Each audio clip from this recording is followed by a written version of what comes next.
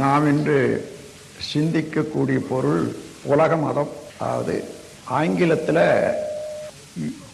Holistic unity, world order of holistic யூனிட்டின்னுட்டு அதை register பண்ணி அதை ஆரம்பிச்சிருக்கோம்.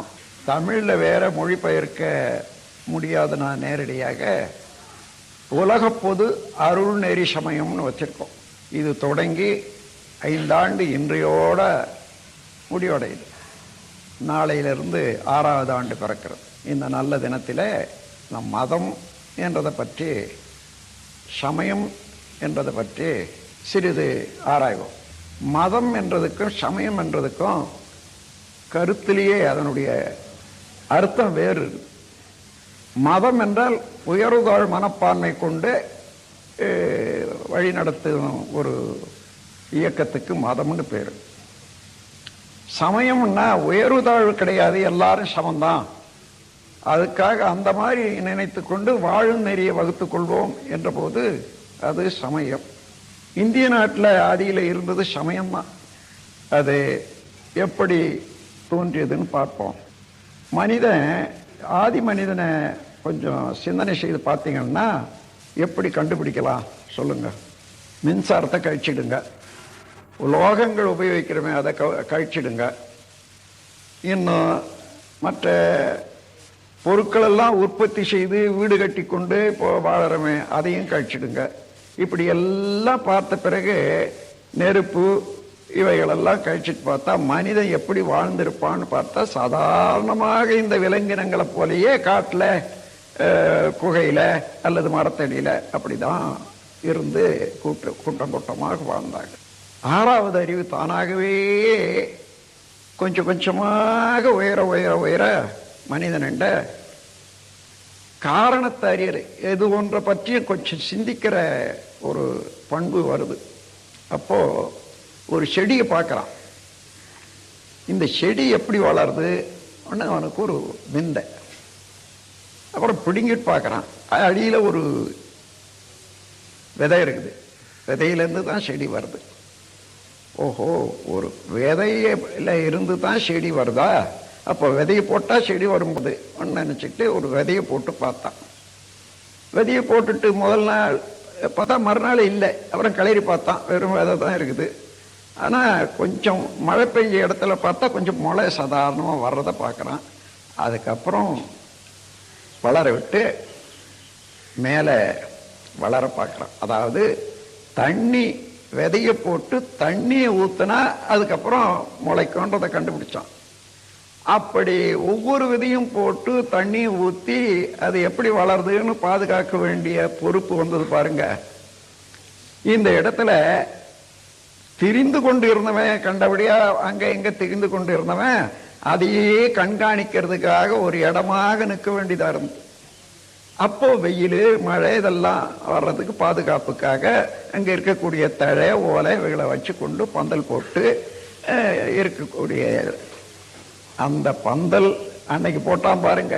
அதுதான் இன்னைக்கு பெரிய பெரிய கட்டடங்கள் வரையில மனித வாழ்க்கையில வளர்ந்து வந்திருக்குது. அன்னைக்கு விதை எப்படி, விதையில இருந்து மரம் எப்படி வருது, விதையில இருந்து விதை எப்படி போட்டா வரும்னுட்டு கண்டுபிடிச்சான் பாருங்க. விஞ்ஞானத்துக்கே அதுதான் அடிப்படை. முதல் விஞ்ஞானம் மனிதன் கண்டுபிடிச்சது விதையிலிருந்து செடி எப்படி வருது என்றதை கண்டுபிடித்து அதையே தானும் போட்டு அந்த செடியை வளர்த்து அதுக்கப்புறம் அதுல இருந்து அறுவடை செய்து, அதாவது பழங்களோ தானியங்களோ அறுவடை செய்து சாப்பிட ஆரம்பிச்சான். அதன் பிறகு இன்னும் சிந்தனை உயர உயர என்ன ஆச்சு, ஆமா இதெல்லாம் நாம செய்தோம் போட்டோம் வருது, இது போடாதே வந்திருக்குது அந்த மரம். அது மாத்திரம் இல்லை, அது வளர்ந்து சின்னதா இருந்து இந்த பெருசு வந்தது. இது யார் செய்யறது அந்த வேலை? அவனை கண்டுபிடிக்கணும். இந்த எண்ணம் வந்த போதுதான் எவ்வளோ காலம், எத்தனையோ காலம் அப்படியே எண்ணி எண்ணி எண்ணி தலைமுறை தலைமுறை தலைமுறையா வந்து எந்த ஆற்றலால இவைகளெல்லாம் வளருது, எந்த ஆற்றலால நாம் சாப்பிட்ட சாப்பாடு எப்படி உடலாக மாறுது, இந்த சிந்தனைக்கு ஒரு வழியை காண்ற போது அந்த சிந்தித்து சிந்தித்து சிந்தித்து வெளி உலகத்தில இருந்து உள் உலகத்தை, அதாவது மனதிலேயே இருந்து ஆழ்ந்து சிந்தனை செய்ய செய்ய செய்ய விரிந்த அறிவு இறை உணர்வு வரையில கொண்டு போய் விட்டுட்டு, அப்ப இறைவனை இறைநிலை என்பது முதல்ல பொருள்களை கண்டா, இந்த பொருட்களுக்கு அடிப்படையாக என்னன்னு பார்த்தா, அதுக்கப்புறம் பஞ்சபூதங்களா இருந்தா, பஞ்சபூதங்களை தாண்டி பிரம்ம இருப்பு நிலை என்றதை தெய்வம் என்றது ஒன்று. அது எங்கு நிறைந்ததாக சுத்த வெளியாக அரூபமாக இருக்கிறது. அதனுடைய பகுதி தான் விண்ணாகி பஞ்சபூதங்களாயிற்று. அதனுடைய சேர்க்கையினால உலகங்களாச்சு. அதுல இருந்து உயிரினம் தோன்றி ஓரறிவுல இருந்து 6 அறிவு வரையில வந்தது என்பதை கண்டுபிடிச்சாங்க பாருங்க. அப்போ அந்த பூரணமான ஆதி நிலைய பூரணம் என்று சொல்வதற்கு சிவம்னு சொன்னா, பூரணம்னு சொன்னான். அதனுடைய அதிலே இருந்துதான் உலகம் தோன்றியது, உயிர் தோன்றியது. நாம் எல்லாரும் தோன்றி வாழறோம், எல்லாரும் ஒருவருக்கு ஒருவர் ஒத்தும் உதவியும் வாழணும் என்ற சமமான மனித பிறப்பை பற்றியும் அந்த வாழ்க்கை நோக்கத்தை பற்றியும் இதை அறிந்து நாம் ஒருவர் ஒத்து உதவி வாழணும் என்ற பாருங்க, அதுதான் சமயமாச்சு. எல்லாரும் ஒன்று, ஒரே இடத்துல பிறந்தவங்க, அதை அடையணும், அறியற வரைக்கும் நாம் ஒருத்தருக்கு ஒருத்தர் ஒத்துதவி வாழணும். இதுதான் சம பிளஸ் இசம், சமயம். இந்த சமயத்துக்கு கொஞ்ச நாள் ஆச்சு. ஆக ஆக அந்த கடவுளை இவன் கண்டுபிடிச்சு சொல்றானே, அதாவது வேதாந்தம். வேதம் என்றது 5 பூதங்களை விரிக்கிறது. அதுக்கு முடிவான பரம்பொருளை சொல்வது அந்த வேதாந்தம். அந்த பரம்பொருள் எப்படி இருக்குது? இதுக்கு பின்னால வரக்கூடியவன் கேட்கிற கேள்வி இது. கண்டுபிடிச்சவன் ஒருத்தன், இப்ப கேள்வி கேட்கிறவன் அனாவசியமா கேட்கிறான். அவன் எவ்வளோ கஷ்டப்பட்டு எத்தனையோ தலைமுறை போட்டு அதுக்கப்புறம் கண்டுபிடிச்சான் அது இப்படிதான் இருக்குது.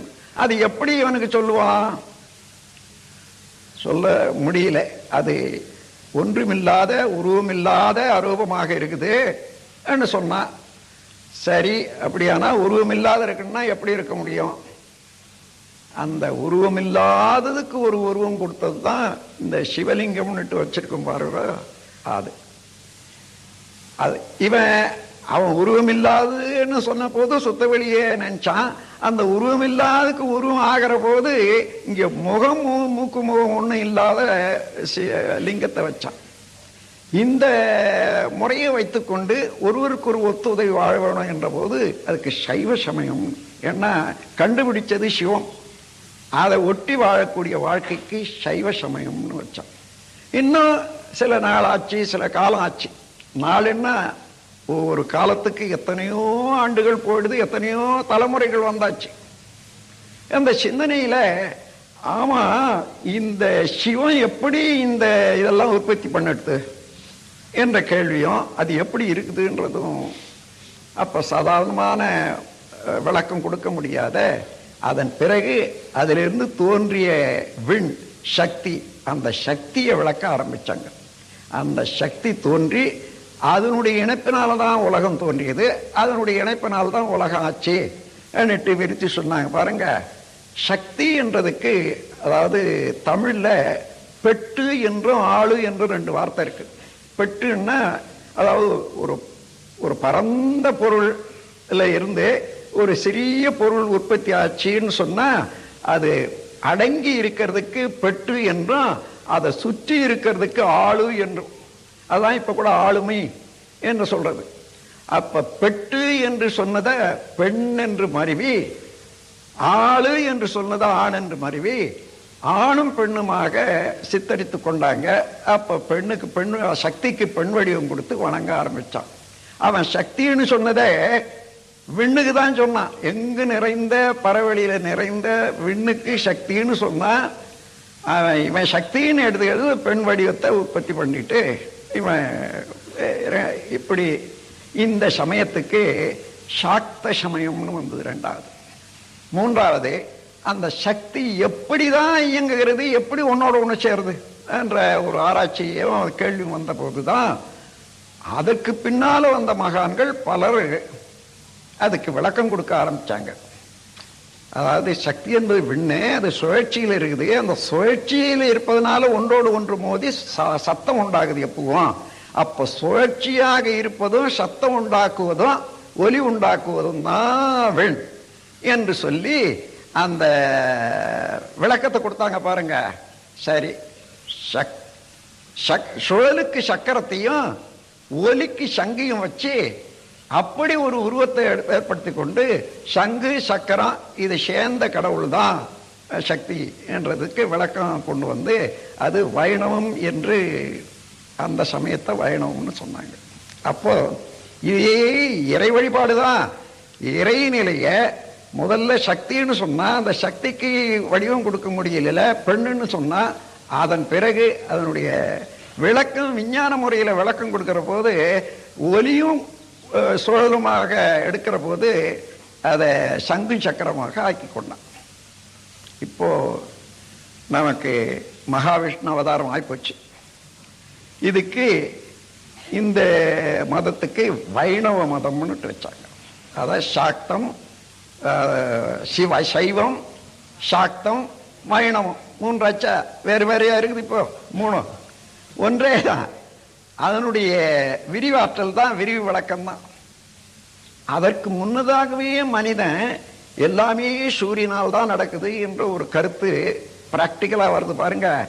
அந்த இதை ஒப்புக்கொண்டவங்க இது சூரியன் தான் கடவுளாக இருக்குது எல்லாருக்கும், அதுதான் எல்லா செயலும் நடத்துது, அதையே நாம் வழிபடணும்னு வந்த மக்கள் அது சௌர சமயம்னுட்டு வச்சுக்கிட்டாங்க. அதை இப்போ நாளாச்சு. அதன் பிறகு இந்த காந்த சக்தியை கண்டுபிடிச்சான் பாருங்க.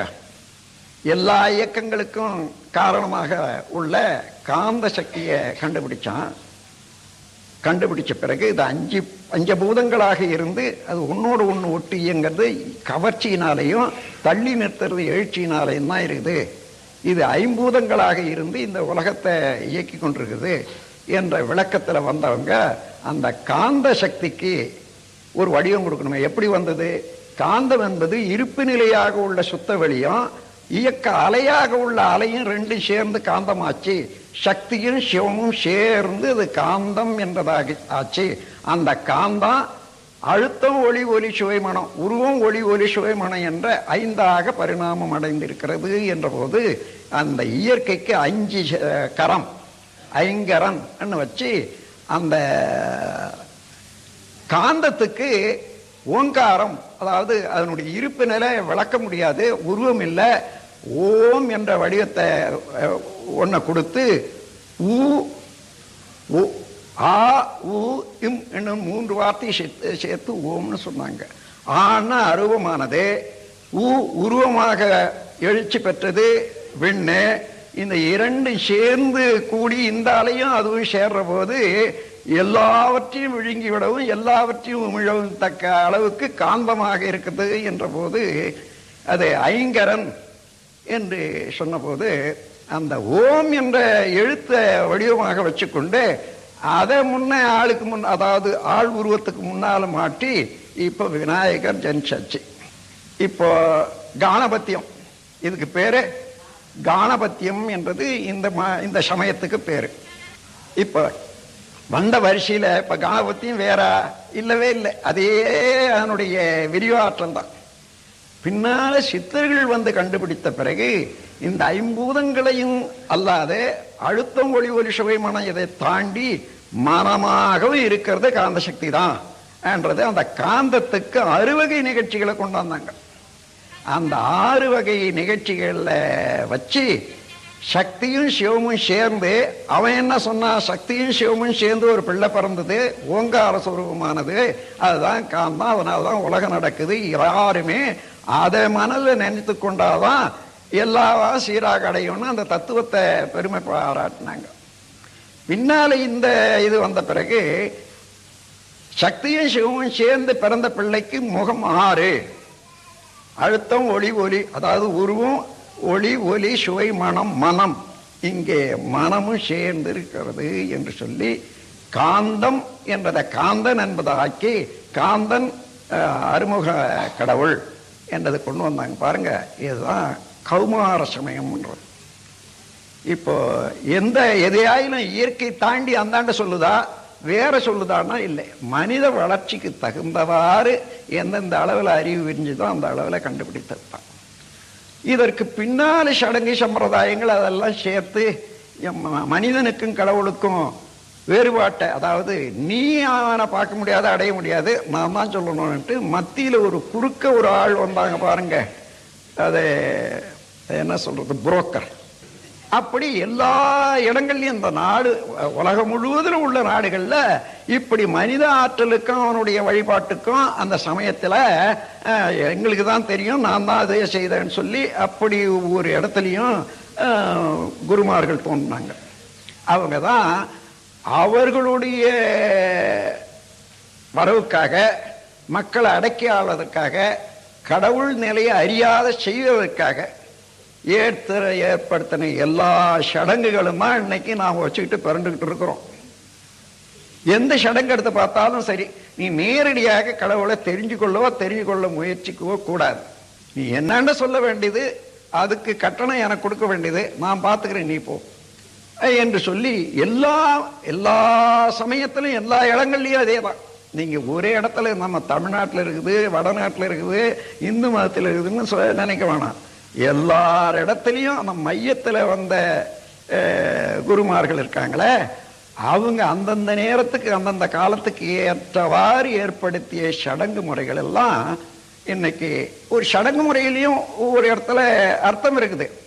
ஆனா காலத்தால தேவைப்படாதையும் போது பாருங்க, அந்த நேரமும் நாம பழக்கத்தினால அந்த சடங்கு முறை அப்படியே பிடிச்சுக்கிட்டே இருக்கோம். உதாரணமா இந்த கோயில்கள்ல விக்கிரகம் வச்சு வழிபடுறது, அதனால உருவ வழிபாடு இருந்தால் அறிவை அந்த மாதிரி உருவமாக்கி கொண்டு அந்த மாதிரி ஒரு கற்பனையினால அவ்வளோ சக்தி இருக்குதுன்னு நினச்சிக்கிட்டு வழிபட மனதில் உயர்வும், மனதில் அதை அடைய வேணும் என்ற ஒரு ஆற்றல் உண்டாகும் என்றதை ஒரு சைக்காலஜியில் உருவ வழிபாடுகளை ஏற்படுத்தினாங்க.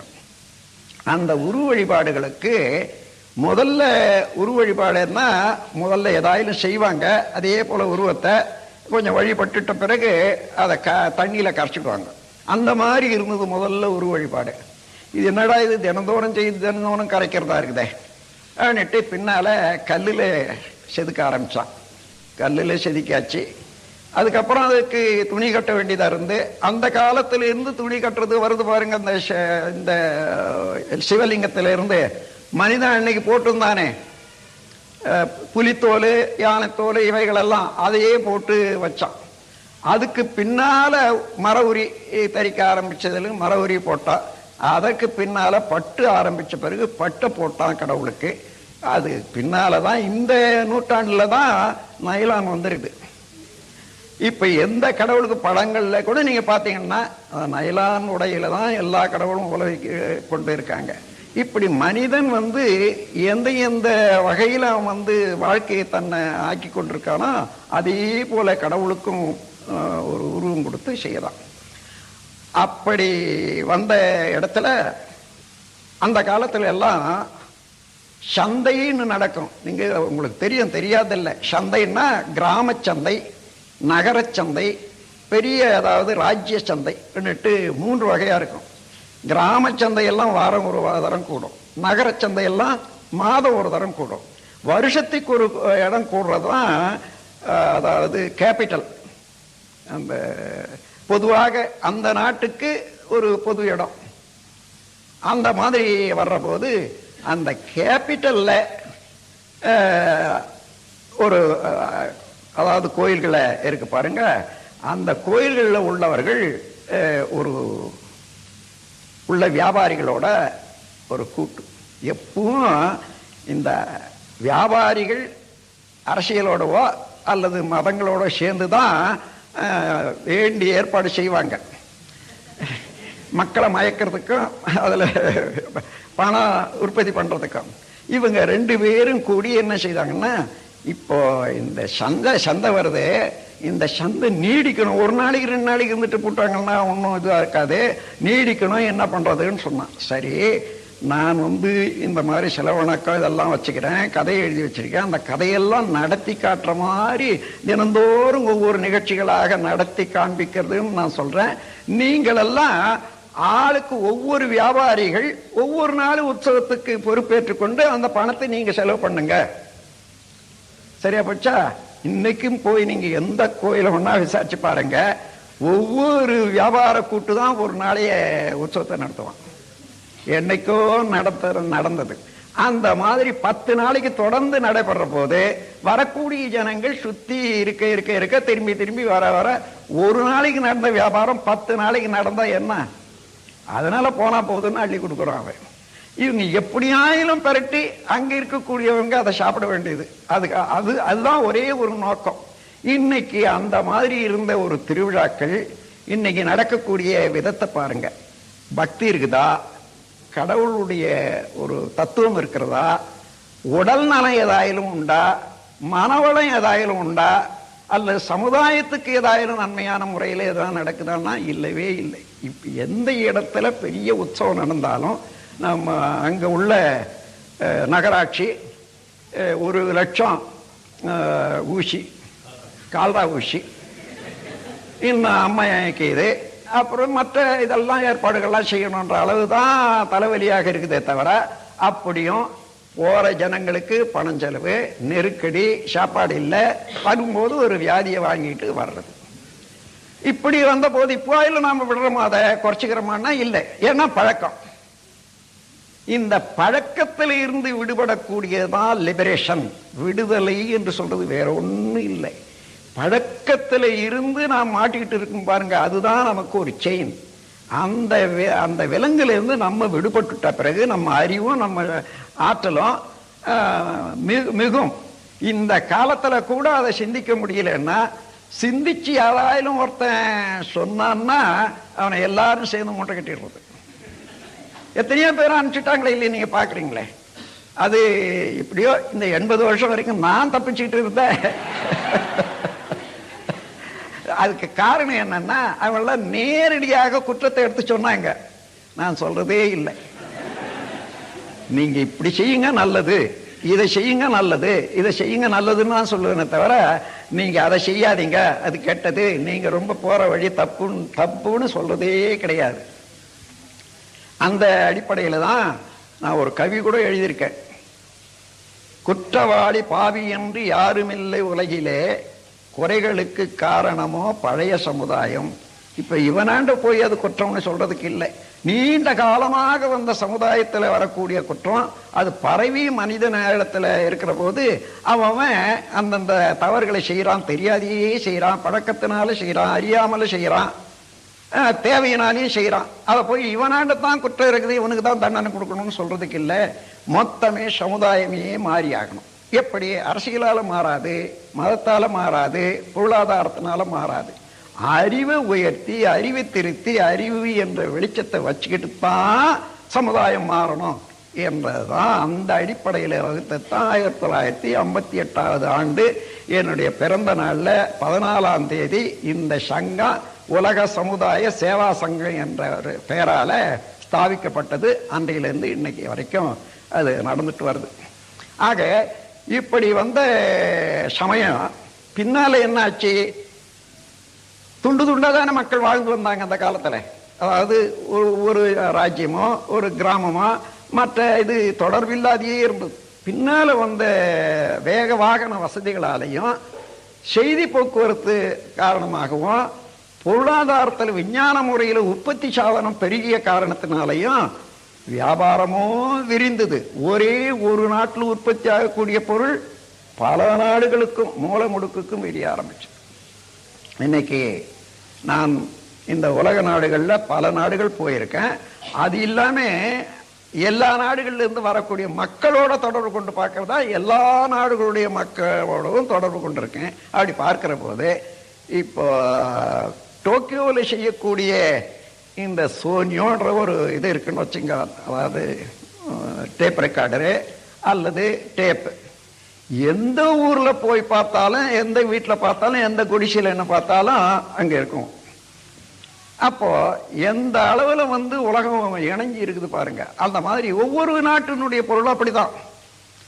ஆகவே அந்த முறையில இன்னைக்கு உலகம் இணைஞ்சிட்ட பிறகு ஒண்ணுக்கு ஒண்ணு வித்தியாசம் வருது. அன்னைக்கு அந்த கடவுள் தன்மையை உணர்த்தவனுக்கு அது அவன் ஒரு வாழ்க்கையில சீர்திருத்தம் சொல்றான். என்ன, கடவுளை அறிய வேண்டியது அவசியம், அதோட மனிதனோட ஒருவர் ஒருவர் ஒத்து உதவி வாழ வேண்டியது அதை விட அவசியம். இந்த இரண்டும் வேணும் என்று சொல்லிதான் அந்தந்த சமயத்தில் இருந்தவர்கள் எல்லாம் அங்க உள்ளவங்க சேர்த்து கடவுளை வணங்குவதற்கு ஒரு வழியும் முறையும் வகுத்து வச்சுக்கொண்டு அறநெறியின் மூலமாக மக்கள் சமுதாயம் ஒழுங்கா வாழணும் என்றதை ஏற்படுத்தினாங்க. இதை கோர்வு பண்ணி அதை அது இலக்கியங்களாகவோ அல்லது நூல்களாகவோ வேதங்களாகவோ மாற்றி அங்கங்க இதை பிரச்சாரம் செய்து ஒரு கூட்டு குழுவாக ஏற்படுத்தி கொண்டு மக்கள் வாழ முயற்சி பாருங்க. அதுதான் மதம் என்ற பேர். நீ ஆண்டான், அவர் குரு, நான் சிஷ்யன், கடவுள், மனிதன், இப்படி எல்லாம் வேறுபாடையும் காட்டி அதன் பிறகு அதெல்லாம் நாம் எப்படி நடந்து கொள்ளணும் என்றது ஒவ்வொன்றையும் எடுத்து காட்டும் போது அதுதான் அந்த உயர்தாழ் மனப்பான்மையை வைத்துக்கொண்டே மற்ற நிர்வாகத்தை நடத்துறது என்பது மதமாச்சு. அங்க உயர்தாழ்வு இல்லாத எல்லாம் இறைவன் என்ற ஒன்றுதான் என்ற போது சமயமாக இருந்தது, இப்ப மதமாச்சு. அந்தந்த மதங்கள் அந்தந்த இடத்துல உள்ள வசதிப்படி வளர்ந்தாலும் ஒன்றோடு ஒன்று மக்கள் கூட்டம் ஒழுங்கு சேர, ஒரு நாட்டு மக்கள் இன்னொரு நாட்டில் போக, ஒரு நாட்டு மக்கள் பல நாட்டில் பரவி இருக்க, அந்தந்த அவங்களுடைய பழக்க வழக்கத்துக்கும் அங்கங்க உள்ள பழக்கத்துக்கு வித்தியாசம் வரும். அப்பதான் இவன் வேற பிரிகிறான், அவன் வேற பிரிகிறான். இது நான் என்னுடைய மதம், இது உன்னுடைய மதம், அது நீ அதை தான் செய்யணும், நான் அதை தான் செய்யணும், அது எனக்கு இப்படித்தான் இருக்கணும், இப்படித்தான் இருக்கணும். அதுல இருந்து ரெண்டு பேரும் கூட முடியாத இந்த உலகத்துல எந்த இடத்துல அதிகமான நம்மளுடைய மத பற்றுடையவர்கள் சேர்றாங்களா அவங்க ரெண்டு பேருக்கு இடையில குறுக்கு பகை, பிணக்கு, உதை, அடி, கொலை, குளோஸ், இப்படி நடந்த யுத்தம் எத்தனை மதத்தால என்றது சரித்திரம் படிச்சவங்களுக்கு தெரியும். அந்த சரித்திரத்தினுடைய கடைசியில தான் இருக்கும். நான் நியூயார்க் பக்கத்துல நியூ ஜெர்சின்னு ஒரு பெரிய மாகாணம், எல்லா இண்டஸ்ட்ரீஸ் எல்லாம் அதிகமாக இருக்கிறதெல்லாம் அங்கதான். அங்கதான் முதல்ல நாம் ஆரம்பிச்சது மேனாட்டு. இது 1972. அப்போ ரக்கர்ஸ் யூனிவர்சிட்டின்னுட்டு ஸ்டேட் இது, அதில் லிவிங்ஸ்டன் காலேஜ்னு ஒரு தனியாக காலேஜ். அதில் இருந்து நான் அங்கே இருந்தவங்க என்னென்ன இனிஷியேஷன் பெற்று தினந்தோறும் தவம் செய்வாங்க, விளக்கம் கொடுப்பேன். அவங்களெல்லாம் பார்த்துட்டு இது இன்னும் புதுமையாக இருக்குது, ஐயா சொல்கிறது ரொம்ப நல்லா இருக்குது என்னட்டு, why not be arrange public meeting இந்த இதுலேயே அந்த மாதிரி வைக்கலான்ட்டு ஒரு நாள் வச்சாங்க. ஒரு நாள் வச்சா நம்ம சங்கத்தை பற்றியும் நம்முடைய கொள்கை பற்றியும் இந்த ஸ்கை சிம்பிளிஃபைட் குண்டல் யோகா பற்றியும் அதனுடைய பெருமை பற்றியும் எடுத்து சொன்னேன். அது எல்லாருக்கும் ரொம்ப வியப்பு. அது அந்த வியப்புல இருந்து மீண்டும் அது ரொம்ப பேர் எடுக்கலை, கொஞ்சம் பேர் வந்தாங்கன்னு வச்சுங்களேன், சிலர் விட்டு போச்சு. இவங்களெல்லாம் போய் மற்றவங்களோட சொல்லியிருக்காங்க. அவர்களெல்லாம் ஐயோ நாங்கள் அதை எழுந்துட்டோமே என்னட்டு வருத்தப்படுற போது மீண்டும் என்ன செய்தாங்க, நாமே இந்த காலேஜ் சார்பிலேயே ஒரு மீட்டிங் அரேஞ்ச் பண்ணி சுவாமிஜியை கூப்பிட்டு பேச வைக்கணும் அப்படின்ட்டு சொன்னாங்க. சரின்னுட்டு அப்படியே அவர்களே பிரச்சாரம் அதெல்லாம் நோட்டீஸ் எல்லாம் அடித்து இன்னைக்கு நான் பேச போகிறாங்கன்னு பெரிய ஹால் அங்கே ஏற்படுத்துகிறாங்க. நான் அங்கேருந்து ஆங்கிலேயர்கள் ஒரு 10 பேர், நான் இந்தியர்கள் ஒரு 4-5 பேர் எல்லாரும் சேர்ந்து அந்த படி ஏறி போகிறோம். ரக்கர்ஸ் யூனிவர்சிட்டி படியில் ஒரு அன்பர் சொல்கிறாரு, சந்திரகாந்த குட்டேன்னுட்டு, அவர் இந்த மகாராஷ்டிரா சேர்ந்தவர். அவர் சொல்கிறாரு இன்னொருத்தர் பார்த்து, Sharma is it not wonder என்னாரு. சர்மா சொன்னார், என்ன வாட் இஸ் ஒண்டர்னாரு. So Swamiji has not gone to even elementary school, but now he is invited to give a lecture in the Rutgers University, very famous university in USA. Is it not wonder? இதில் wonder ஒன்றும் இல்லை, நடக்கிறதா இப்போ நடக்குது, இதில் ஒண்டரே ஒன்றும் இல்லையேன்னு சொல்லி அவர் சொன்னார். Oh this very happy date சொல்லிட்டு இட்டுட்டு வந்தாங்கன்னு வச்சோம். நான் எல்லா விளக்கமும் கொடுத்தேன்.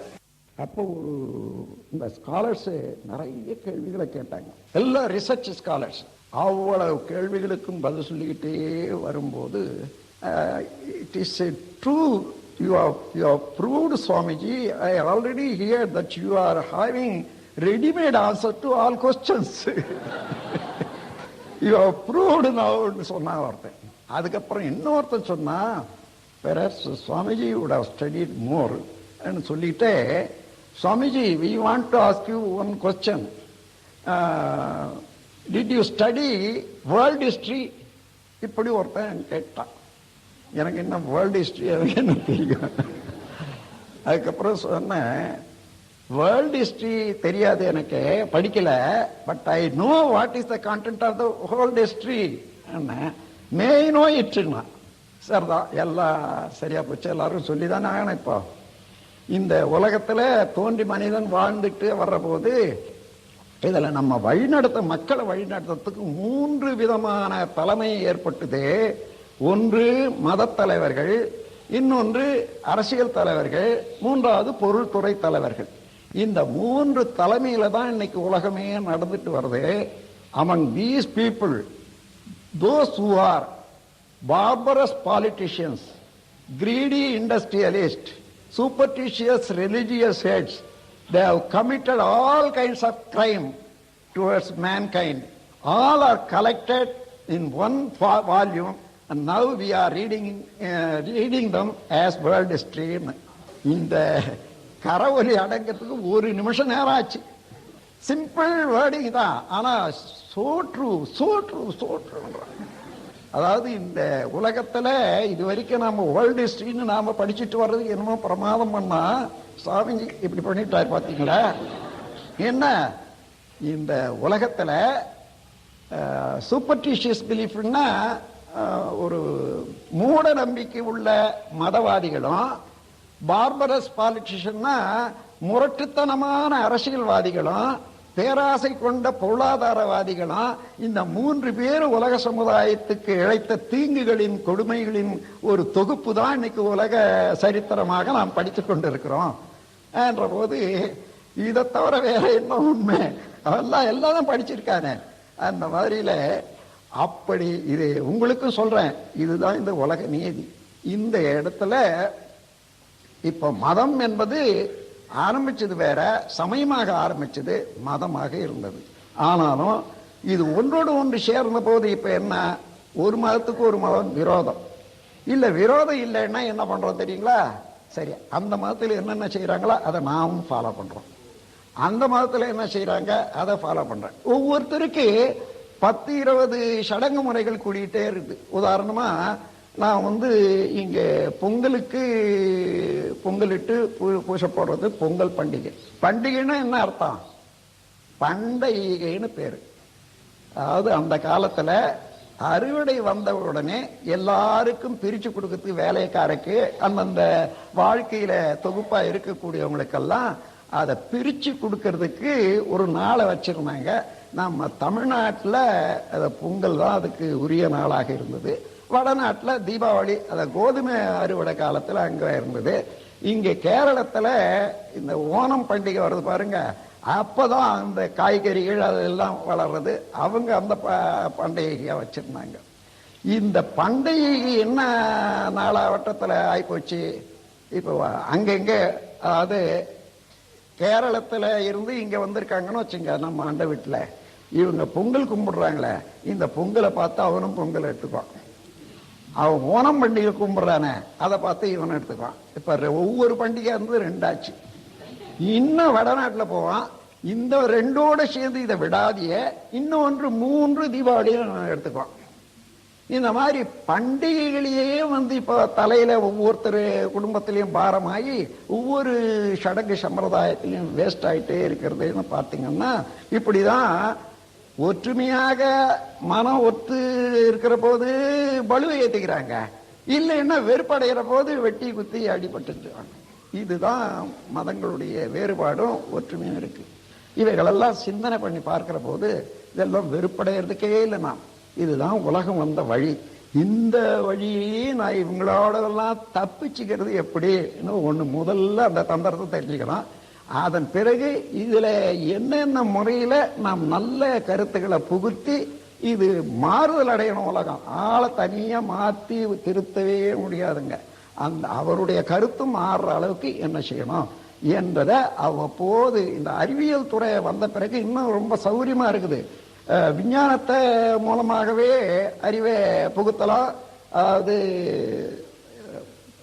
கல்வியில புகுத்திட்டோம்னா எந்த விளக்கமும் நாளாவட்டத்தில் நல்லா வரும். ஆனா கல்வியில புகுத்தணும்னா இன்னைக்கு அரசியல் ஒத்துக்கணும், விஞ்ஞானிகள் ஒத்துக்கணும். இல்லைன்னா கல்வி எந்த கல்வியும் விஞ்ஞானிகளும் அரசியலும் ஒத்துக்கலைன்னா முடியவே முடியாது. இதுல முட்டாள்கள் எவ்வளவு பேர் இருக்கான், அறிவாளி எத்தனை பேர் இருக்கான். அவன் அந்த அறிவாளியாக இருக்கக்கூடியவன் கொண்டு வந்தான்னா அந்த முட்டாள் ஒரே அடியா தடைச்சிடுவான்.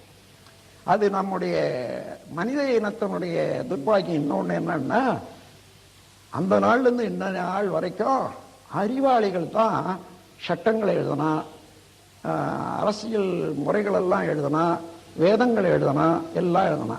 அதை நிர்வாகம் செய்கிற போது கொஞ்சம் கொஞ்சமா கழுத தேஞ்சி கட்டெரும்பாச்சின்னுட்டு முட்டாள்களாண்ட வந்திருக்குது இப்போ. அப்போ உயர்ந்த ஒரு பொருள் சாதாரண மக்களாண்ட இருந்தா அவன் தேவைக்கு தகுந்தவாறு திருப்பி திருப்பி திருப்பி அந்த மாதிரியான நிலையில இருக்கிறதுனால இதுல இருந்து நாம் எப்படி வாழணும் என்று தெரிந்து கொள்றதுக்காக பார்க்கிற போது இந்த மதங்கள்ல உள்ள வேறுபாடுகள் எல்லாம் என்னன்னு பார்க்கணும். கடவுளுக்கு பேரை சொல்றான். ரெண்டாவது அந்த மதத்துக்கு ஒரு பேரை வைக்கிறான்.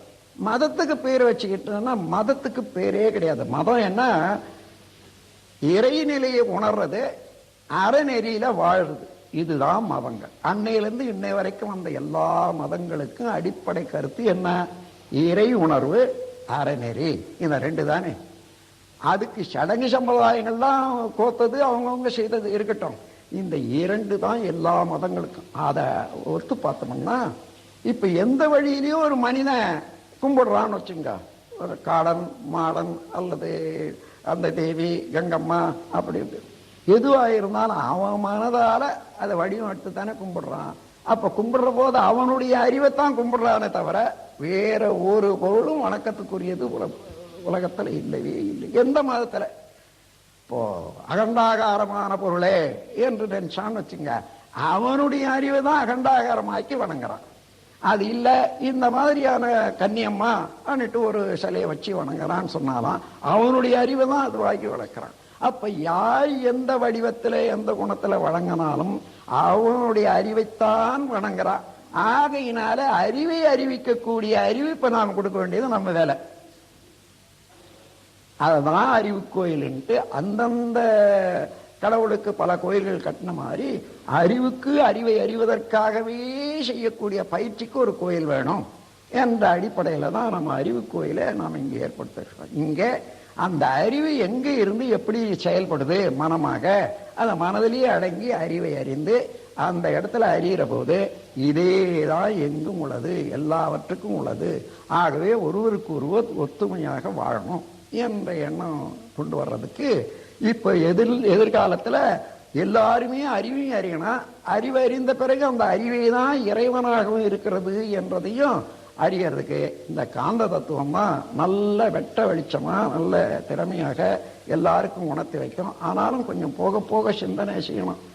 ஏன்னா நாம பழகி பழக்கத்தினால எந்த எந்த கடவுளும் எந்த குணமும் நாம் நினைச்சு இருந்தோமோ அதுவே தான் அடிக்கடிக்கு நிற்கும். அது பாட்டுக்கு அதுவும் இருக்க வேண்டியதுதான். அதுக்கு மேலான உண்மையான கடவுள் எது என்று உட்பொருளை உணர்ற ஒரு ஆர்வம் எல்லாருக்கும் இருப்பதனால அந்த பொருளையும் உணரணும். உணர்ந்துட்ட பிறகு இது தானாக இதெல்லாம் அந்தந்த கால தேவைக்காக ஏற்பட்டது, அது பாட்டுக்கு அது வளர்ச்சி பெற்ற வரைக்கும் சரி, இனிமே தேவையான வரைக்கும் இருக்கும், அது தானாகவே சரியாயிடும். அது இல்லை என் வேலை. என் வேலை இந்த அறிவை இறைவனே அறிவாக இருக்கான், எல்லாருக்குள்ளவும் இருக்கான் என்பதை கற்றுக் கொடுக்கறது தான் என்ற அளவுக்கு இப்ப இதுக்கு எல்லா மதங்களும் இந்த இடத்துல வேறுபாடு இல்லாத கடவுள் என்றது அருவமான எங்கு நிறைந்த சுத்தவெளி, அதனுடைய நுண்ணிய இயக்கம்னா சக்தியாகி அதனுடைய அலைதான் காந்தமாகி பிரபஞ்சம் முழுவதும் நடந்து வருது. அதுதான் மனதுல மனமாக இருக்கிற போது அலையாகவும் அறிவாக இருக்கிற போது நிலையாக இருக்கிறது என்பதை உணர்ந்து கொண்டாங்கன்னு வச்சுங்க. 4-5 தலைமுறை 10 தலைமுறை கூட போட்டோம். அப்படி உணர்ந்து கொண்டா அந்த உணர்ந்து கொள்ற போது அந்த மனிதன் யாரு, நான் யாரு, அந்த ஜீவன் யாரு, நான் யாரு, ஒருவனே தான் வந்த பிரிவில் இந்த முனையில இப்படி வேறுபட்டிருக்கிறோம், அந்த அடியில எல்லாம் ஒன்றுபட்டிருக்கிறோம் என்ற உணர்வு வரும் வரையில இந்த குழப்பங்கள் எல்லாம் இருக்கும். ஆகையினால இது எல்லாரும் எல்லா மதத்தில் உள்ளவர்களும் ஒன்று சேருங்கள் என்று நாம் சொல்றதுக்கு ஒரு இயக்கம் வேணும் இல்லையா? அதுதான் world order of holistic unity என்றதை ஏற்படுத்தி லாஸ் ஏஞ்சலஸ்ல 2 வருஷத்துக்கு முன்னதாகவே அங்கே ஒரு நிலையத்தை ஏற்படுத்தி அந்த நாட்டு சட்டப்படி ரிஜிஸ்டர் பண்ணியிருக்கோம். ரிஜிஸ்டர் பண்ணி அதுக்கெல்லாம் இன்கம் டேக்ஸு, விதிவிலக்கு இவைகளெல்லாம் வாங்கியிருக்காங்க. எனவே அதனுடைய கிளையாக இங்கே வேணுமே இந்த நாட்டில் வந்தபோது நம்ம நாட்டிலையும் அந்தந்த இடத்துல ஒன்று வச்சு நடந்துட்டு வருது. கும்பகோணத்திலையும் அது நடக்குது. என்னுடைய எண்ணம் என்னன்னா, கும்பகோணத்தில் இந்த அத்வைத பிலாசபியை உலகத்துக்கு கொண்டு வந்து மனிதனுக்கு உணர்த்த ஒரு மகான் சங்கராச்சாரியார் தான். அவரை போல தெளிவாக, அதுக்கு முன்னே வேதம் இருந்தது, அந்த வேதத்தினுடைய உட்கருத்தை நல்ல மாதிரி மக்களுக்கு உணரச் செய்ததுல சங்கராச்சாரியாரை தவிர வேற ஒன்றும் யாரையும் நான் சொல்ல முடியாது. அப்பேற்பட்ட மகானுக்கு என்ன 32 வயசுல காலி. அதுவரையில என்ன ஜாதி பிரஷ்டம். அம்மாவை அடக்கம் செய்யறதுக்கு யாரும் ஒருத்தரும் வரல. அப்புறம் துண்டு துண்டா வெட்டி தானா எடுத்துட்டு போய் வச்சு தகனம் பண்ணக்கூடிய அளவில் அவருக்கு வந்த கஷ்டங்கள் இதெல்லாம் சரித்திரபூர்வமான உண்மைகள். அந்த மாதிரி மதவைக்கு உள்ளாக இருக்கக்கூடிய இந்த நாட்டில் ஒற்றுமையான மனப்பான்மை வரணும்னு சொன்னா அறிவை அறிந்து எல்லோரும் ஒன்றுதான் என்றதை உணர்ந்து கொண்டு அதாவது கீதை படிக்கிறான், நான் ஒலியாக இருக்கேன், ஒளியாக இருக்கேன், எங்கு நீக்கமாக நிறைந்திருக்கேன், என்ன அறிந்து கொள்ள உள்ளவன் யாரோ அவனை நான் விட்டு நீங்குவதில்லை, அவன் என்னை விட்டு நீங்குவதில்லை என்றது அந்த ஒரு வாக்கியத்தினுடைய விளக்கம் தான் எல்லாம். ஆனா அதை படித்து கொண்டு பார்த்தோம்னா நம்ம காந்த தத்துவத்தில் நீங்க படிக்கிற போது அதனுடைய கீதையினுடைய விரிவுரையாகவே இருக்கும். அதை உண்மையாக உணர்றதுக்கு தவம் இல்லைன்னா உணரவும் முடியாது. அப்போ தவத்தின் மூலமாக ஒடுங்கி நின்று உணர்ந்து தெளிந்து இப்படி சில தலைமுறைகள்ல விரிவு வந்த பிறகுதான், அறிவு விரிவு வந்த பிறகுதான் இந்த தேவையில்லாதெல்லாம் தானாக மாறணுமே தவிர தேவையில்லாத மாற்றணும் என்ற போது அது புரட்சி. அதனால்தான் குழுவாக சேர்ந்து கொண்டு ஒரு சமுதாயத்தை மாற்றணும் என்ற ஒரு செயல் திட்டத்தோட வர்ற போது அதுக்கு புரட்சின்னு பேரு. நாம் அப்படி முடியாதுன்னு இருந்து எல்லாரும் அவரவர்களாக மாறணும், அதுக்குரிய சூழ்நிலையும் அறிவியும் தான் கொடுக்கணும்னு வர்றபோது இது திரட்சி நிலைன்னு சொல்றோம். திரட்சி முயற்சி, எல்லாரும் ஒன்று சேரணும் என்ற அளவில் அந்த இதில் இந்த சமயத்துக்கு ஒரு பேர் வேணுமே இல்லையோ? ஏற்கனவே சைவ சமயம், சாக்த சமயம், வைணவ சமயம், சௌர சமயம், விநாயகர் அதாவது கானபத்தியம், கௌமார சமயம்னா 6 சமயம் வந்தாச்சு. அவங்க சண்டை போட தான் தெரியுமே தவிர அது தப்பு இது தப்பு இது தப்பு இல்லாததான் பிடிச்சுக்கிட்டு ஆமா சண்முகம்னா 6 தலை, சரி 6 தலைன்னா அப்ப கை எத்தனை இருக்கணும்? 2 12 இருக்கணும். அதோட தான் இந்த 12 எங்க நிற்கும்? இது இந்த சிற்பிகளுடைய ஒரு அறிவு இவங்க எல்லாரையும் மீண்டு அந்த ஒரு உடம்புலேயே 6 தலையும் ஓட்ட வச்சிடும். அந்த 12 கையும் 12 ஆயுதங்களை வச்சுட்டு இருக்கான். அது அவனுடைய இது. ஆனாலும் ஒரு மகான் நம்ம நாட்டில் கொஞ்ச காலத்துக்கு முன்ன தோன்றி திருப்புகழ் எழுதிய மகான் பேரு அருணகிரிநாதர். அவர் எல்லாவற்றையும் இந்த காந்தனை பற்றிய சண்முகத்தை பற்றிய படிச்சுட்டே சண்முகம் ஆறுமுகம் தான் எல்லாரும் சொல்றாங்க, எல்லாரும் எழுதுறாங்க. ஆனா எனக்கு ஒன்றும் விளங்கலையேன்னு ஒரு பாட்டுல சொல்றாரு. அந்த கவி எல்லாருக்கும் தெரியும். ஏறு மயில் ஏறி விளை ஆடு முகம் ஒன்று. அந்த கதையை பார்த்தோம்னா மயிலேறி வந்தான்னு சொல்ற போது ஒரு முகம் தான் இருக்குது. ஈசனோடு ஞான மொழி அவருக்கே ஞானம் கற்பிச்சாங்கன்னு சொன்னாங்களே, அப்ப கூட ஒரு முகம் தான் இருந்திருக்குது. கூறுமடியார்கள் வீணை தீர்த்த முகம் ஒன்று, அங்கேயும் ஒண்ணுதான். குன்றுருகள் வேல் வாங்கி நின்ற முகம் ஒன்று, மாறுபட சூரனை வதைத்த முகம் ஒன்று, வள்ளியை மனம் உணர வந்த முகம் ஒன்று. எங்கேயுமே ஒரு முகத்தை தான் நான் பார்க்கிறேன். ஆறுமுகமான பொருள் நீ அருளல் வேண்டும், ஆதி அருணாச்சலம் அவன். அவர் என்னண்ட வந்திருக்கோம், அவர் காலத்துல நான் இல்லை. ஆகவே அவர் அறிய முடியாத வேண்டி இருந்த ஆறுமுகத்தினுடைய பெருமையை தான் இப்ப நான் விளக்குறேன். அந்த ஆறுமுகமானது உருவம், ஒளி, ஒலி, சுவை, மனம், மனம் என்ற ஆறுமுகம்தான் பிரபஞ்ச இயக்கத்துல முக்கியமானது. இதுக்கு காரணமான பொருள் இருப்பு நிலையாக உள்ள சிவமும், அதுல இருந்து எழுச்சி நிலை பெற்ற சக்தி அலையும், இது இரண்டும் தான் காந்த சக்தியாகி இந்த பிரபஞ்ச நிகழ்ச்சிகள் எல்லாவற்றையும் நடத்தி வருகிறது. இதை உணர்ந்து இந்த தத்துவத்தின் கீழே இதை விஞ்ஞானிகளுக்கு யூனிஃபைட் ஃபோர்ஸ்ன்னு கொடுக்குறேன். நம்ம வேதாந்திகளுக்கெல்லாம் இது பிரபஞ்ச ஒருங்கிணைப்பு தத்துவம்னு சொல்லி இப்போ விளக்கிட்டு வர்றேன். ஓரளவில் கொஞ்சம் திகைக்கிறாங்க, இன்னொரு சாரார் அதை வெறுக்கிறாங்க கூட. ஏன்னா நீங்க இன்னும் இவ்வளவு வெட்ட வெளிச்சமாக்கிட்டீங்களே, யார் என்ன அந்த கடவுளை பத்தி என்ன மதிப்பாங்க? என்ன கடவுளை பத்தி என்ன மதிக்கிறது? இப்போ இது நான் மதிப்பா கெடுத்துடுறேன். அந்த மாதிரியான ஒரு எதிர்ப்பு எல்லாம் இருக்குது. ஆனா நாலாவட்டத்துல உண்மை நிலையே நாடி போற போது, ஆனா அந்த காலத்துல என்னன்னா ஒரு தகவலாக ஒரு பிரச்சாரம் வரான், ஒரு கருத்தை அடிப்படையாக வச்சு போதிக்கிறான், அவனை க்ளோஸ் பண்ணிட்டா சரி, அதோட அது மாதிரி நின்று போச்சு. சாக்ரட்டிஸ் என்ன சொன்னாரு? இதெல்லாம் இல்லை, நீங்க சொல்றதெல்லாம் தெய்வம் இல்லை, உண்மையான கடவுள் ஒரு இது இப்படித்தான், அதனால இதெல்லாம் பொய்ன்னு சொல்லி அது இளைஞர்களுக்கு அதை போதனை பண்ணாரு. இவ்வளவுதான் செய்தான். கடைசியில சாவர வரைக்கும் விஷத்தை குடிச்சு சாவணும்னு தானே வச்சாங்க. அது மாதிரி ஒவ்வொரு இடத்துலையும் அதே போலதான் நடந்து போச்சு உண்மை.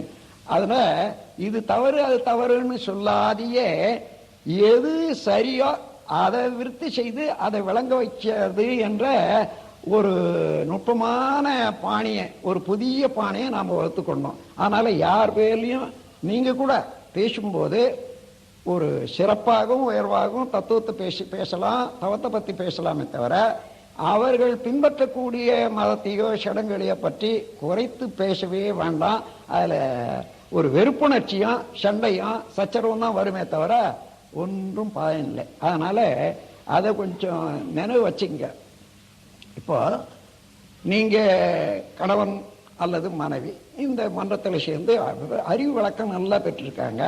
இன்னொரு சாராரு, அதாவது அடுத்த தன்னுடைய வாழ்க்கை துணைவர் வேறு வழியில போற போது அது ரொம்ப குறைவா தெரியுது, அறிவுக்கே குறைவா இருக்குது, சூப்பர்டிஷியஸ் பிலீவ் அது மாதிரி இருக்குனாலும் நீ இந்த மாதிரி சொல்ற, உனக்கு அறிவே இல்லை சொல்லிட்டீங்கன்னா போச்சு.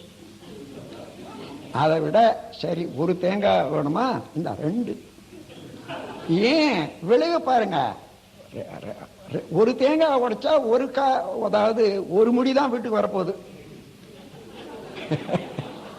ரெண்டு உடைச்சா 2 முடி வரட்டுமே, அந்த அளவு லாபம் தானே, அந்த அளவுல தான் இருக்கணுமே தவிர இது திருத்தம்னு சொல்றது அடியோட குற்றத்தை எடுத்து சொல்லி திருத்தவே முடியாது உலகத்தை. அதை தெரிந்து கொண்டா நாம நுட்பமாகவும் எல்லாருக்கும் எவ்வளவு தூரம் விளக்கம் கொடுக்க முடியுமோ தெரிந்தவங்க செய்துட்டு எங்களுக்கு தான் தெரியும், எங்களுடைய சங்கம் தான் உயர்வு, நாங்க போறதான் பாதை தான் நல்லதுன்னா அங்கேயும் இதே ஈகோ தான் பிறரை வெறுப்படைய செய்யும் என்பதை கூறி, இந்த வெறுப்படைய செய்யாத மனிதனை மதிக்கணும். கடவுளை கூட நீங்க கடவுளை மதிக்கணும்னா கடவுள் இப்ப சரியானபடி ஒரு மொழி வழியில சொல்லணும்னா with sophisticated mechanism is representing as man.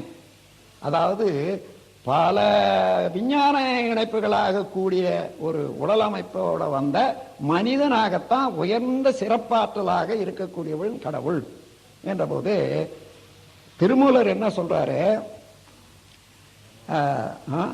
படமாட கோயில் பகவர்கொன் ரீவாயேல் நடமாடும் கோயில் நம்பர்க்கு நட்டமே. படமாட கோயில்னா அதாவது பல மாடங்கள் அமைச்ச கோபுரங்கள் இருக்குது.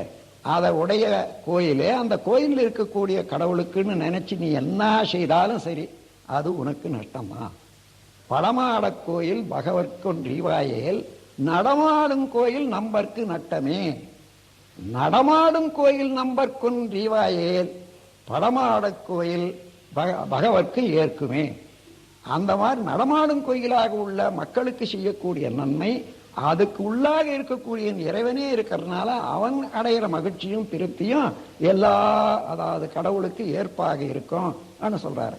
அதை எழுதிட்டு இன்னொரு இடத்துல அதுக்கு விளக்கமாக இன்னொரு இடத்துல எழுதுறாரு, புண்ணியம் செய்வோர்க்கு பூ உண்டு நீருண்டு, அண்ணல் அது கண்டு அருள் புரிவான் சொல்றாரு. இத பக்தி மார்க்கத்தில் உள்ள ஒரு 2 பேர் பெரிய ஆளுங்க அதுக்கு வியாக்கியானம் எழுதியிருக்காங்க கல்கியில ஒரு காலத்துல. என்ன புண்ணியம் செய்யணும்னு சொன்னா, பூ இருக்குது, மரத்துல பூத்த பூ இருக்குது, தண்ணி இருக்குது, இந்த தண்ணியை கொட்டி தலையில சுவாமிக்கு அந்த பூவை போட்டு வந்தா அந்த புண்ணியம் நீ செய்த பாவமெல்லாம் விலகிவிடும் சொல்றான். அவர் சொல்றது புண்ணியன்றது மனித உயிருக்கு செய்யக்கூடிய எல்லாத்துலயும் உணவளிப்பத்தான். அந்த உணவு உற்பத்தி பண்றதுக்கு பூமி இருக்குது, தண்ணி இருக்குது.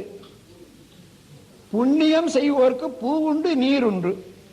நீ அதை 2ஐயும் சேர்த்தினா உனக்கு அண்ணல் அது கண்டு அருள் புரிவான். இது எல்லா புண்ணியத்தும் வசதின்னு மேலானதுன்னு சொல்றாரு. சொல்லிட்டு தான் படமாட கோயில் பகவர்க்கு அந்த கவி சொல்றாரு. மக்கள் இப்படி திருப்பி கொள்றாங்க. அவங்களால போய் தப்பு நீங்க சொல்றதுன்னு சொல்ல முடியுமா? அது எந்த பக்கமாயிலும் இடிக்கும். எனவே அந்த மாதிரி சமுதாயத்துல வெறுப்புணர்ச்சி ஏற்படுத்தி கொள்ளாதீங்க. நாம் செய்யத்தான் சரியாக இருந்த போதிலும் கூட அது இன்னொருத்தருக்கு சொல்லவே கூடாது, எடுத்துக்காட்டவே கூடாது. அவர்கள் விரும்பியவர்களுக்குத்தான் இந்த உணர்வு பற்றியும் உலக சமுதாய சேவா சங்கத்தை பற்றியும் இருக்கணுமே தவிர, விரும்பாதவர்களாண்ட சொல்ற போது எதிர்ப்பும் அலட்சியம் தான் உண்டாகும். எனவே ஆசிரியர்களாக இருக்கக்கூடியவர்கள் பேசுற பேச்சில இதெல்லாம் கொஞ்சம் ஜாக்கிரதையா தான் வச்சுக்கணும். நீங்க பாத்தீங்களா, என்னுடைய பேச்சில ஒருத்தருக்கும் மனம் புண்படாத, அதே நேரத்துல அறிவுக்கு உணர்வை கொடுக்கறது தான் என்னுடைய இது. இதையே நீங்க ஃபாலோ பண்ணணும். இல்லைன்னா இந்த கூட்டம் எல்லாத்தையும் தள்ளி விட்டுட்டு இவங்க தான் பேச்சுன்னு சொல்றாங்கயா, ஆமா, அவனுக்கு ஒன்றும் தெரியாது. அதனால அதை கொஞ்சம் கொஞ்சமாக தான், நல்லதாக இருந்தாலும் கொஞ்சமாக தான் வளர விடணும் என்று கூறி இந்த உலக சமயத்தின் பெருமையை உங்களுக்கு எடுத்துக்காட்டி, இந்த மாதிரியான எல்லாரும் ஒன்று என்று எண்ணி உண்மையான இறைநிலையை கண்டு அற உணர்வையும் பெற்று உலகில் வாழ்வதற்கு உரிய ஒரு சமயம் வேண்டுமா வேண்டாமா? அந்த சமயத்துக்கு பேர் தான் உலக சமயம். அந்த சமயம்தான் நாம் பின்பற்றி நாம் இப்பொழுது வாழ்ந்து கொண்டிருக்கக்கூடிய சமயம் என்று கூறி, இந்த இனி வருங்காலத்தில் ஒரு அரசியல்ல ஓட்டு போடுறதுக்காக திருத்துறாங்க பாருங்க, தாழ் திருத்துறாங்களே, அதுல ஸ்டாட்டிஸ்டிக் எடுப்பாங்க. நீ என்ன மதம்னுட்டு, என்ன மதம்னு நீங்க சொல்லுவீங்க. இப்போ தைரியமா சொல்லணும், உலக பொது அருள் நெறி சமயம். அதனால ஒண்ணு எந்த மதத்துக்கு வித்தியாசம் இல்லையே, அந்த மாதிரி போட்டுக்கலாம். இப்போ மேல்நாட்டிலேயே எனக்கு ஒருத்தர் சொன்னாங்க, யாரோ ஸ்டாட்டிஸ்டிக் கேட்டாங்களாம் ஒரு ஆளை. அவன் தெற்கு பக்கம், அதாவது யுஎஸ்ஏவில் தெற்கு பகுதியை சேர்ந்தவங்க. அவர் சொன்னாராம், என்ன கத்தோலிக்கா அல்லது நாங்கள் ஸ்கை ரிலிஜியன் சொன்னாராம். I belong to sky religion. அப்படி ஒரு ரிலிஜியன்? ஆமா இருக்கு. அப்போ அவன் என்ன கேட்டதுக்கு இவர் எக்ஸ்பிளைன் பண்ணிட்டே இருந்தாராம். இந்த மாதிரி பல இடங்கள்ல வரக்கூடிய நிகழ்ச்சிகள்லையும் ஸ்கை ரிலிஜனை பத்தி விளக்குற போது உண்மையாகவே எனக்கு ஒரு 2-3 வருஷத்துக்கு முன்னாடி நியூயார்க்ல ஒரு இடத்துல இருக்கிற வின்சர் என்ற இடத்துல இந்த மோமின்னுட்டு கிறிஸ்தவர்கள்ல ரொம்ப பக்தியும் அதையே பரப்பணுன்றதும் உடைய எண்ணம் உடையவர்கள், நல்ல அறிவாளிகள். அவங்கள யார் வந்தாலும் அந்த மதத்தை பத்தி பேசி எல்லாத்தையும் இறக்கிட்டு கிறிஸ்தவ மதம் ஒண்ணுதான் உயர்வுன்றத நிரூபணம் செய்துட்டு வெற்றி கண்ட மாதிரி சந்தோஷமா போவாங்க. அந்த மாதிரியான ஆளுங்கள் 4 பேர் நான் வந்திருக்கிறேன்னு தெரிஞ்சுட்டு அந்த நியூ வின்சர் வந்தாங்க. வந்த உடனே வாங்கன்னு சொன்னேன். அதுக்கு முன்னாடியே டெலிஃபோன் வந்துடுது. என்னங்க நீங்கள் இந்தியாவிலேருந்து வந்திருக்கீங்களா, ரொம்ப நமஸ்காரம், உங்களை பற்றி நான் கேள்விப்பட்டேன், நீங்கள் நல்ல சேவை செய்துட்டு வரீங்க, ரொம்ப பெருமையாக பேசிக்கிட்டே வந்தாங்க. சரி, கடைசியில் என்ன பண்ணால், நீங்கள் பைபிள் படிச்சிருக்கீங்களான்னு. நான் பைபிள் படிக்கலைங்க, I know what is the content in the பைபிள்னு சொன்னேன். ஓ, என்ன சொல்ல முடியுமா?